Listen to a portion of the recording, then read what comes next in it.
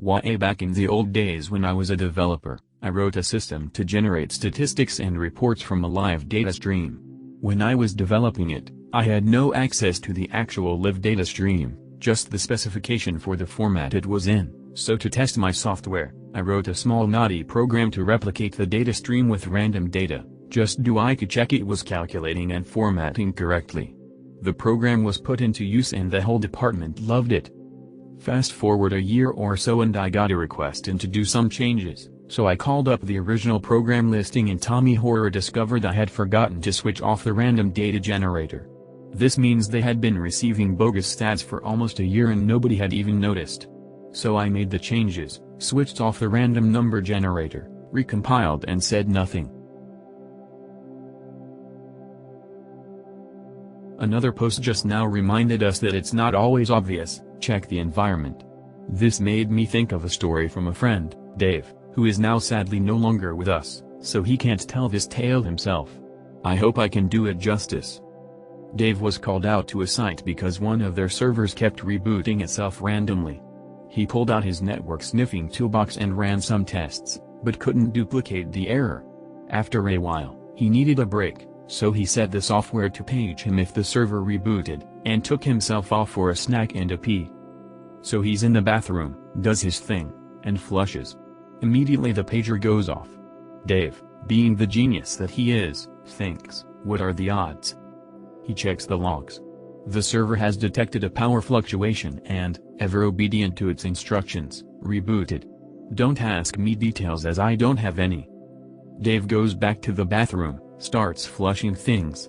When he gets to that same urinal, boom, the pager goes off.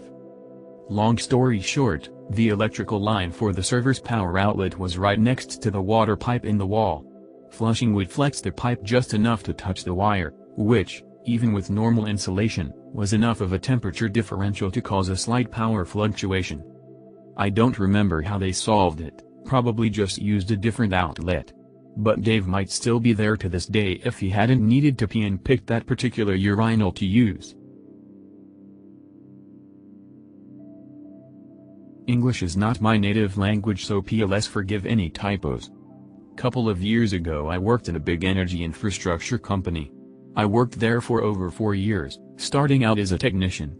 But because I'm a very IT-oriented person, I soon found myself doing server maintenance and also new server room builds. Because of the nature of the industry in my country, I happened to be one of the few on-site IT support guys in the whole country. Later I found myself to be the only one since all the others moved to different positions. I also did regular energy production maintenance, because for some reason the company felt they didn't need a full-time on-site IT support. About 3.5 years to my employment, I was diagnosed with an illness that affected my production maintenance part greatly.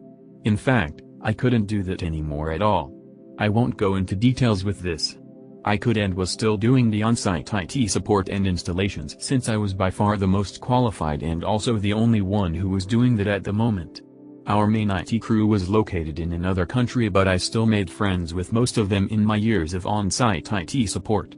At some point when the equipment was already aged many years, we started having problems with it.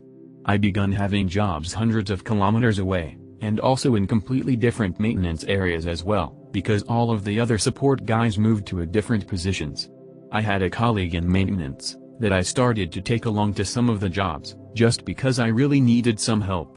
Some of the tasks took several days, sometimes even a week of traveling to do them all.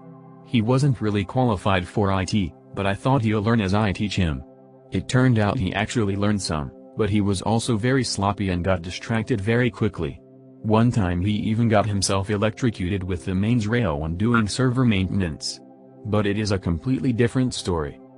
It turned out that the company was not happy because of the illness I had, and wanted me out. I could still do the IT stuff completely fine, but since that was not the position they hired me for, they started to give me some hard time. I contacted some of my colleagues abroad and they all said they really needed me for IT support and installations. After some time, the big bosses decided they didn't need me anymore since I was not able to do the work they originally hired me for. Let me remind you, at this time I was the only on-site IT support guy in the whole country that was qualified to do the job.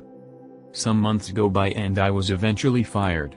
I tried to fight this termination with a union lawyer, with my boss and other colleagues in the maintenance, but with no luck. I had 6 months left and then I was out. I had no problem doing IT support because my illness didn't really affect that part of the job. Almost immediately after I was no longer working, I started getting phone calls from the colleague I previously tried to train for the same job I was doing.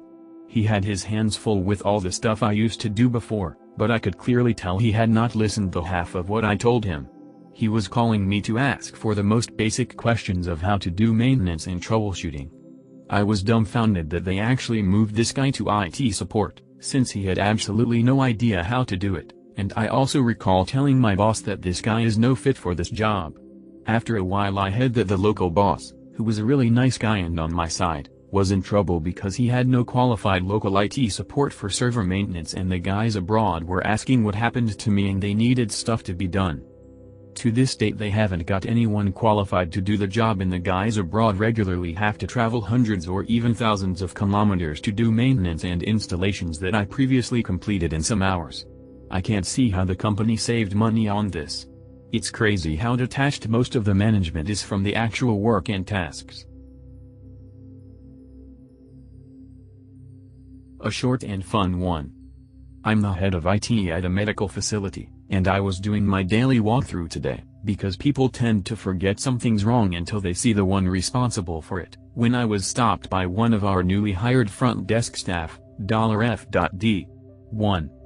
MF9769, she says, "This computer's mouse doesn't work."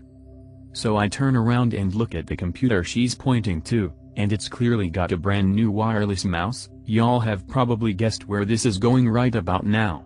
Those batteries last months, so it can't be a dead battery. So I walk up, and start moving the mouse around, at which point I hear, from about 5 feet away, $F.D.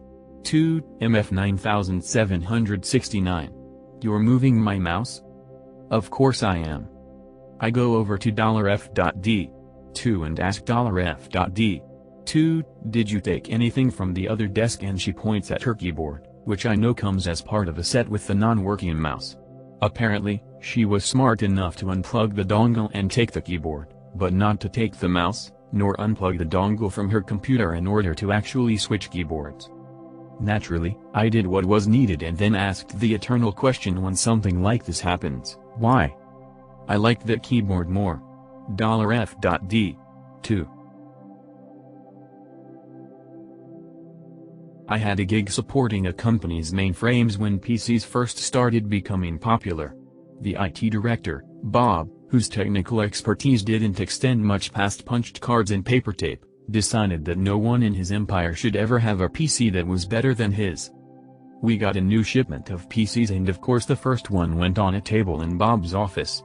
We were pretty sure he never used it because every time we went into his office, it was buried under an ever-growing pile of manuals, magazines, memos and coffee cups. A month went by and someone needed a replacement keyboard. So after Bob went home, we snuck into his office, moved all the crap off his PC and swapped out his keyboard. Then another guy's monitor got little wonky so we took Bob's. Within a few months we had taken the memory, hard drive, power supply, coax card and power cable. Pretty soon all he had left was the empty case.